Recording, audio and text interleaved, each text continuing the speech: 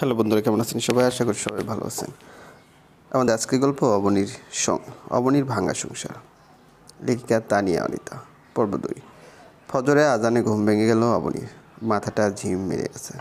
কাল রাতে কান্না করতে করতে কখন যে ঘুমিয়ে পড়েছে টেরও পায়নি। ঘুম থেকে উঠে বিছানা তুলে ওয়াশরুমে গেল চেঞ্জ করতে। অজু করে নামাজ পড়ে নিল। জায়নামাজ ভাঁজ করে পিছনে ফেরতে অব্রে ঘুমন্ত মুখটা দেখে একটু এগিয়ে গিয়ে তার পাশে বসে তার মুখটা দিকে চেয়ে থাকে। কি নিষ্পাপ মুখ! এ মুখটার দিকে তাকিয়ে থাকলে সকল কষ্ট নিমেষেই ভোলা যায়। আল্লাহ যেন কপাল করে এ মানুষটাকে তার জীবনে এনে দিয়েছে। কিন্তু কী লাভ এসব ভেবে? যা পাওয়ার নয় তা নিয়ে চিন্তা করাও যে ভুল। অব্র কিছু একটার শব্দ পেয়ে ঘুম ভেঙে গেল। মনে হচ্ছে কারোর নিঃশ্বাসের শব্দ। চোখ খুলতেই তার চক্ষু কপালে। এ কি, এ মেয়েটা তার মুখের কাছে বসে কি করছে? তার মানে কি মেয়েটা সারা রাত এভাবে ঘুমিয়েছিল? বিছানা থেকে উঠে লাফ দিয়ে নিচে নেমে চিৎকার করে বলল, এ মেয়ে, এই তুমি এখানে কেন? তোমার সাহস তো দেখি কম না। আবার এত কাছাকাছি আসার সাহস হয় কি করে? সারা রাত কি এখানে শুয়েছিলে? অব্রে চিৎকারেও অবনী হকচকে ওঠে। মাথা নিচু করে বলে, না, আসলে সকালে নামাজ পড়ে এদিকে বসেছিলাম। কখন যে চোখ লেগে গেছে টের পাইনি। আর হবে না এমন। অব্র আর কিছু বলতে গিয়েও চুপ হয়ে গেল। দাঁত কটমট করতে করতে ওয়াশরুমে চলে গেল। অবনীর নিচে যেতেই সিমরান রহমান ওকে কাছে টেনে নিলেন। অন্তে এসে নীলাকে জড়িয়ে ধরে বলল, ভাবি, কেমন লাগছে আমাদের নতুন বাড়ি? প্রথমে আনইজি লাগছে, তবে চিন্তা করো না, পরে সব ঠিক হয়ে যাবে। আমি তো আছি বলে হো হো করে হেসে উঠল। অন্তি অব্রের ছোট বোন, এবার নিউটেন। অন্তিকে দেখতে একদম পুতুলের মতো লাগে। বড্ড মিষ্টি মেয়েটা, আর মিশুকও। অবনীকে দেখে পছন্দ করে ফেলেছে অন্তি। ওর সাথে ভাবটাও বেশ। আস্তে আস্তে করে অব্র আর আশিক সাহেবও চলে আসেন। আশিক সাহেব হচ্ছেন অব্রের বাবা। অনেক মেহনতি মানুষ। একসময় তার কিছুই ছিল না, তবে পরিশ্রমের বিনিময়ে আজ তিনি কোটিপতি। কিন্তু মনের মধ্যে একটু অহংকার নেই। যদি থাকতো তবে হয়তো অবনী বাড়ির বউ হয়ে আসতে পারতো না। আশিক ও সিমরানের মাঝে খুব মিল, তাই তো দুজন দুজনকে এত ভালোবাসেন আর ভরসাও করেন। নাস্তা শেষ করে সবাই যার যার কাজে চলে যান। অবনী নিজের রুমে বসে আছে। আপাতত হাতে তেমন কাজ নেই। ফোনটা হাতে নিয়েই বাসায় কল করলো। কেউ রিসিভ করছে না। 3বার রিং করার পর 4বারে কল রিসিভ হলো। রিসিভ হতে ওপাশ থেকে বিরক্ত কণ্ঠ জিজ্ঞেস করলো, কে কল করেছে এত সকালে? কাজকর্ম নেই নাকি? অবনী বলল, মা, আমি অবনী বলছি। কেমন আছো? বাসার সবাই কেমন আছে? অবনী কণ্ঠ শুনে জান্নাতি বেগম কিছুটা বিরক্ত হলেন। কর্কশ কণ্ঠে বললেন, ভালো। তা এত সকালে কল করলি যে? সব ঠিক আছিস তো?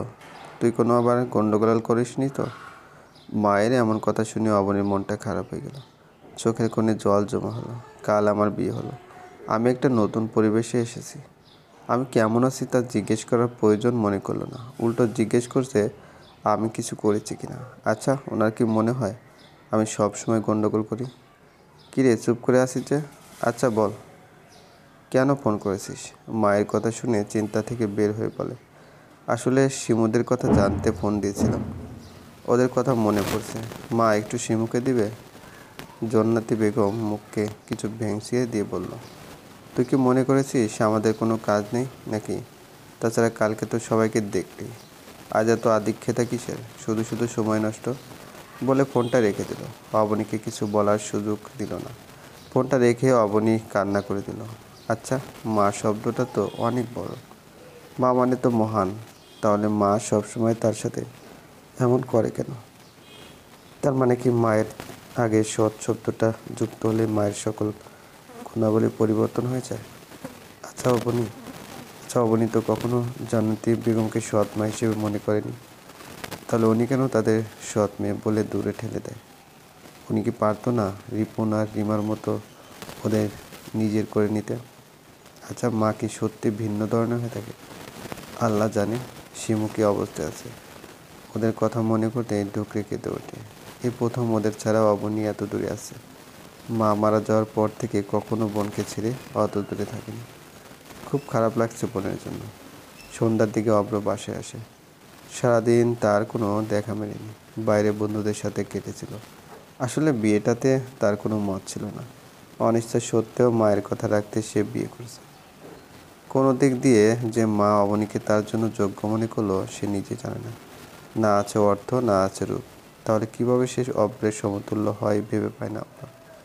আমেরিকায় তার জন্য হাজারো মেয়ে পাগল, কখনো কাউকে পছন্দ হয়নি।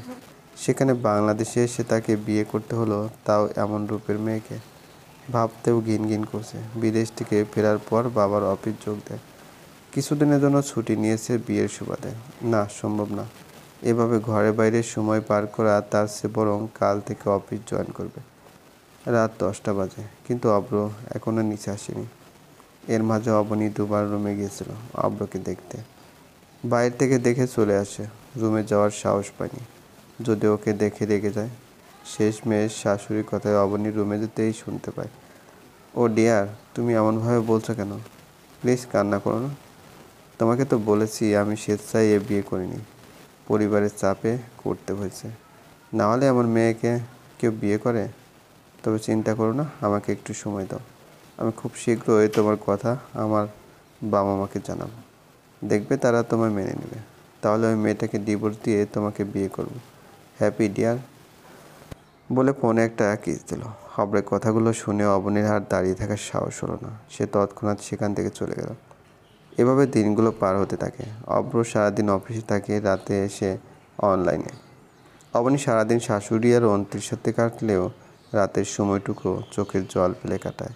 এ আর নতুন কি, প্রতিদিনের নিত্যসঙ্গী। রাত 2টোয় অবনীর চোখ খুলে যায়। গাড়িতে সময় দেখে অবনী বিছানায় শুয়ে থাকে। কিছুক্ষণ এপাশ ওপাশ করে শেষে উঠে যায়। শুয়ে থাকার চেয়ে তাহাজ্জুদ নামাজ পড়লে ভালো হবে চিন্তা করে ওয়াশরুমে গিয়ে উজু করে নিল। নামাজ শেষ করে এসে অব্রের সামনে হাঁটু গেড়ে বসে ওর দিকে চেয়ে রইল। বিয়ের আগে এ মানুষটাকে ভালো করে দেখা হয়নি। 2-3বার দেখা হয়েছিল, তাও চোখ নিচে নামিয়ে কথা বলেছিল। চাইলেও সামনাসামনি ওনাকে দেখা সম্ভব না। তাই রাতের আঁধারে নির্জনে পরিবেশে ওনার এই ঘুমন্ত মুখটা দেখার সৌভাগ্য হয় অবনীর। আস্তে করে উঠে পা বাড়ায় বারান্দায়। আকাশটা কেমন গম্ভীর মনে হচ্ছে। চাদরটাও একটু ঝাপসা দেখা যাচ্ছে, তাও বেশ লাগছে। রাতটা অবনীর খুব প্রিয়, কারণ সে নিজের মন মতো কাঁদতে পারে, যা চাইলেও দিনের বেলায় করা যায় না।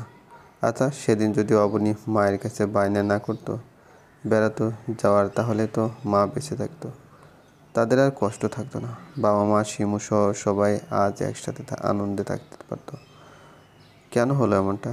কান্না পায়, খুব কান্না পায়। ভাবতেই কেঁদে ওঠে অবনী। মায়ের মৃত্যুর জন্য নিজেকে বারবার দোষী মনে করে। না চাইতেও গড় গড় করে জল পড়তে থাকে। এখন হাত দিয়ে চাইলেও এ জল আটকাবার নয়।